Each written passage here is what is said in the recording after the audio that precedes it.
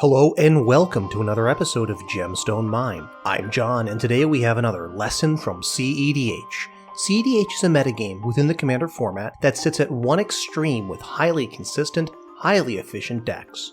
Not all cards are equally powerful in all formats, or even in all metagames, but there are lessons to be learned from how people are brewing with the most powerful cards available. One common conversation in cEDH circles is whether or not a play is greedy, or how much a player should respect a possible threat. This concept seems simple on its surface, but has a surprising depth when the social and multiplayer nature of Commander is taken into account. What makes a play greedy? What are some examples of greedy plays? I asked on Twitter and got some really great responses. For example, GToast99 said, "Make 'em have it." StackEDH said, "Attempting to win without having access to protective spells, and or developing your resources at the expense of developing an opponent's." MTG Frenzy said, "Going for it when doing so might lose me the game, or might set someone else up for the win." Cube of Will said, "Paying the 8 into Sylvan Library every time without any life gain." Beyond the Machina said, "A play or choice that isn't the most advantageous or optimal, but could get you the win faster and would be really freaking cool." TQ Maxwell said, "Overcommitting resources without likely having either the payoff or protection of those resources immediately." So in general, a play is considered greedy in cEDH when a player puts developing their own board and position at a higher priority than being able to interact with their opponent's plays. As an example, a player taps out on turn 3 in a game of cEDH in order to cast Rhystic Study. This is considered greedy because that player is now limited in how they can interact with an opponent who decides to go for it and try to win the game later on in the turn cycle.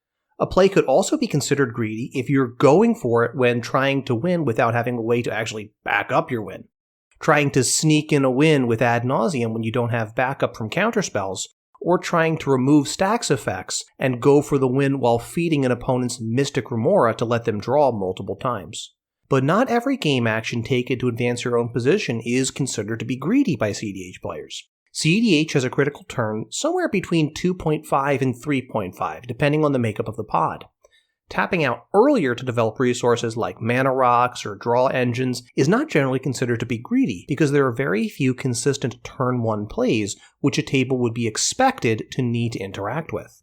At the same token, though, tapping out earlier to develop mana rocks into something like a Mystic Remora is widely considered to be greedy, even if sometimes that is acknowledged to be the correct play. The other side of this coin is respecting something. The larger Magic player base often refers to this as playing around something.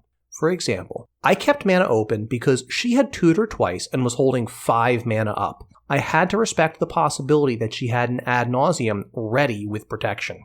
Or, I had a good first 7 cards, but I mulliganed it because I had to respect the Rograk Silas player being able to turbo out even faster than I could, so I wanted more early interaction. Or, going back to our friend the Mystic Remora, I held back on my mana rocks early on because I had to respect that turn 1 Mystic Remora that the player who went first already resolved.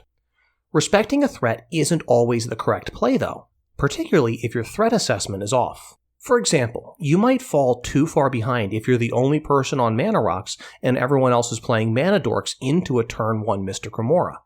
Respecting that Mystic Remora too much might mean you're the person who is miles behind the rest of the table as a result. You could be focused on the wrong threat if the person with 5 mana up can't currently win through the rule of law that's already on the board, and you've simply neglected to think about that.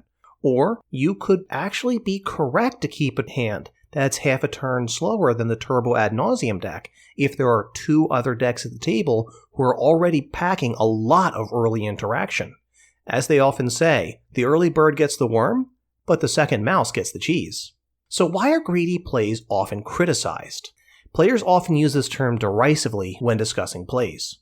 I think it was greedy to try to remove the rule of law and then try to force through your ad nauseam because it let the next player win unopposed. Or, I think it was really greedy with that opening hand that you kept. Sure, you had all that acceleration, but you had no way to stop the Turbo Nause player from going for the turn 2 win. In cEDH games, there are a lot of concerns about king making, when wins often come in short order after someone makes a quote-unquote greedy play. This is similar to the tragedy of the commons argument, where too many people acting from selfish perspectives spells doom for the whole community. In cEDH, this can happen if multiple players are running value decks prioritizing developing their boards and ignoring the risk posed by a more focused deck, such as a Turbo Ad Nauseam deck being able to exploit such a shields down moment from their opponents. Alternatively, a pod full of nothing but focused decks who are too focused on their own game plans can often be too greedy to be able to interact effectively with one another. I'm now going to attempt to boil down these ideas into their most extreme versions. The greediest play involves ignoring your opponents as you attempt to advance your own game plan. Common parlance for this in other circles might be you're playing solitaire or you're just goldfishing.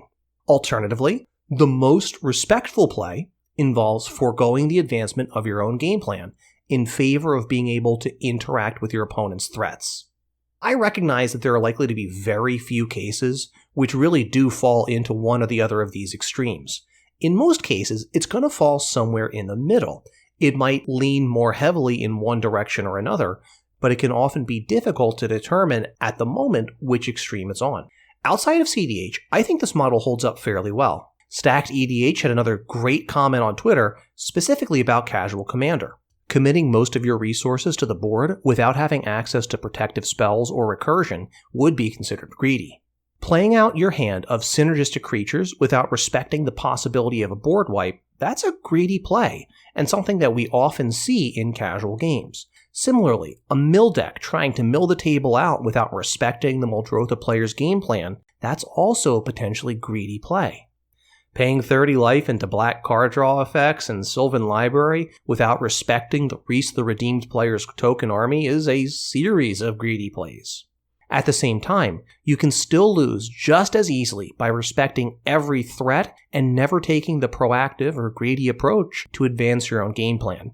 And at the end of the day, the correct choice is a balancing act between greed and respect based on your threat assessment. We did an episode on threat assessment as well. Magic being a game of hidden information, it means there is no way you will ever be 100% certain of your threat assessment. You might have a great deal of confidence, but you will never, in the moment, be 100% sure in your threat assessment. Polling the table is a useful way to assist in this threat assessment process, particularly if you don't know how a particular card or interaction works. Nobody expects you to know the full text of every card ever printed in the history of the game. And, to make things even better, polling the table can get you some of that hidden information. Specifically, what your opponents may be thinking and how they may be assessing different threats around the table. A great way to improve this is to talk about it in your post-game discussion. Post-game discussions are an idea that I've seen more and more people talking about recently in the community, and I am quickly falling in love with it. Just straight up ask the players after the game if they had the card or the effect that you were respecting. There may have been something you missed, or something that they missed, and it could be a great learning experience for everybody. For example, when you tutored, I assumed you were going to go get one of your combo pieces. Can you tell me what you went for? Oh, actually, I was tutoring for the Soul Ring I played that turn because I felt like I was getting really far behind everyone else on mana. Well, that means I just spent 2 whole turns respecting you wanting to combo us out. I should have looked at your mana situation more closely. Look for these opportunities to talk to your opponents, talk to the other members of your playgroup, and hone your threat assessment. It also gives you the chance to get on the same wavelength as your opponents. As you may notice that if you've been in the same playgroup long enough, you really start to get a sense of what your opponents are doing, even if they're taking actions which are technically hidden information from you. Overall, I don't particularly love this parlance of respect and greed.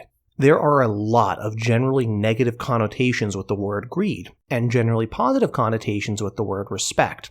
And this means it can be very easy to vilify a player for being greedy. It can be hard to have meaningful conversations to better ourselves if we're actively being hostile to one another as a result of our emotional state. Be aware of this when you're going into these conversations and try to keep an open mind. It will make the conversations and these post-game talks much more productive for you.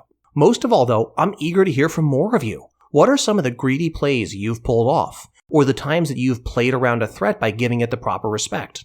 Have you had greedy plays blow up in your face, or been burned for playing around something for too long, respecting it too hard?